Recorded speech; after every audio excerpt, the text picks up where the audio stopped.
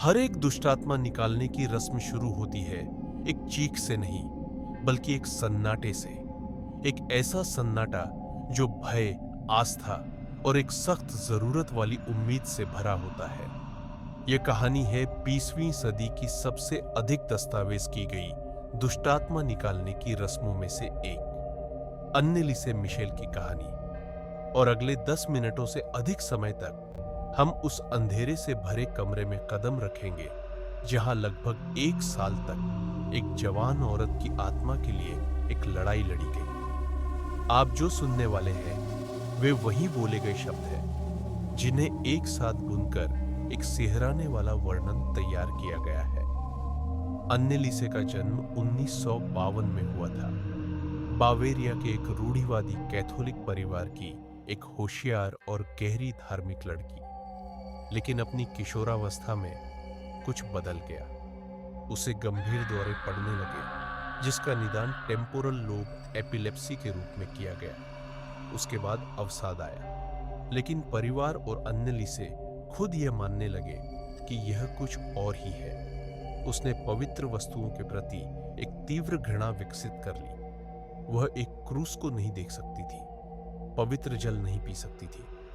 उसने दावा किया कि प्रार्थना के दौरान उसे शैतानी चेहरे दिखाई देते हैं। सालों तक उसने चिकित्सा और मनोरोग सहायता ली, लेकिन उसकी हालत और बिगड़ती गई। उसने आत्म उत्पीड़न किया, कीड़े खाए और घंटों तक एक ऐसी आवाज में चिल्लाई जो उसकी अपनी नहीं थी। एक लंबी और कठिन प्रक्रिया के बाद कैथोलिक चर्च दुष्टात्मा बाधा के एक वास्तविक मामले से आश्वस्त होकर एक औपचारिक दुष्टात्मा निकालने की रस्म की अनुमति दे दिया। यह संस्कार 2 पादरियों द्वारा किया जाएगा, फादर अर्नोल्ड रेंज और फादर अर्नस्ट अल्ट। इन रस्मों की रिकॉर्डिंग टुकड़ों में है जो स्थिर और चीखों से भरी हुई है, लेकिन ट्रांसक्रिप्ट एक स्पष्ट और डरावनी तस्वीर पेश करते हैं। इस दृश्य की कल्पना कीजिए, एक छोटा सा शयन कक्ष, हवा, धूप और डर से भरी।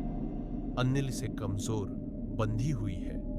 पादरी प्राचीन रीति को गंभीर लैटिन में शुरू करते हैं। फादर अल्ट की आवाज गूंजती, स्थिर और आदेशात्मक। एक्सोर्सिजो दे इमुंडिसिम स्पिरिटस ओमनिस इनकर्सियो डिवेरसारी। मैं तुम्हें निकालता हूं अशुद्ध आत्मा, विरोधी के हर आक्रमण। और फिर एक जवाब, उस जवान औरत से नहीं बल्कि किसी और चीज से।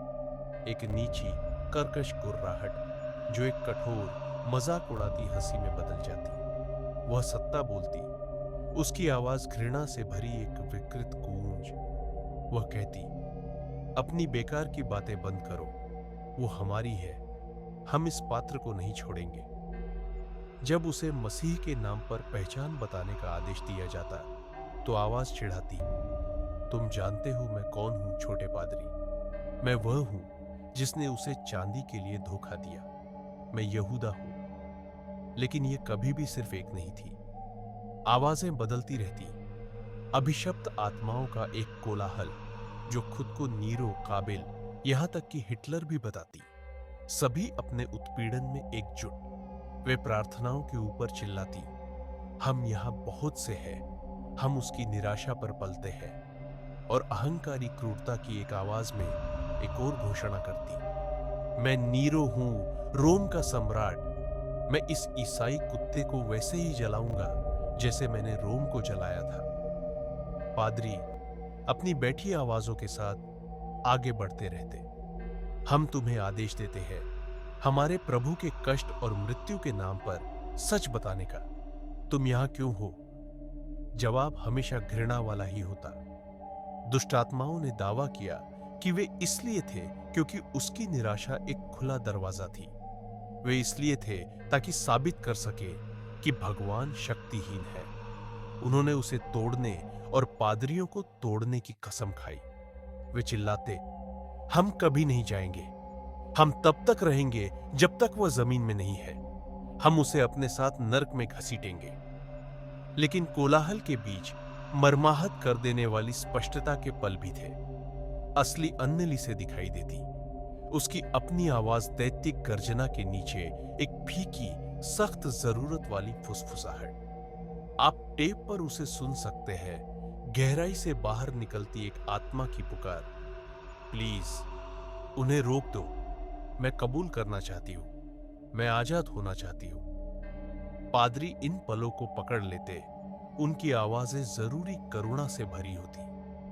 मजबूत रहो अन्नेलिसे, तुम्हारी आस्था तुम्हारी ढाल है, हमारी प्रार्थनाएं सुनो।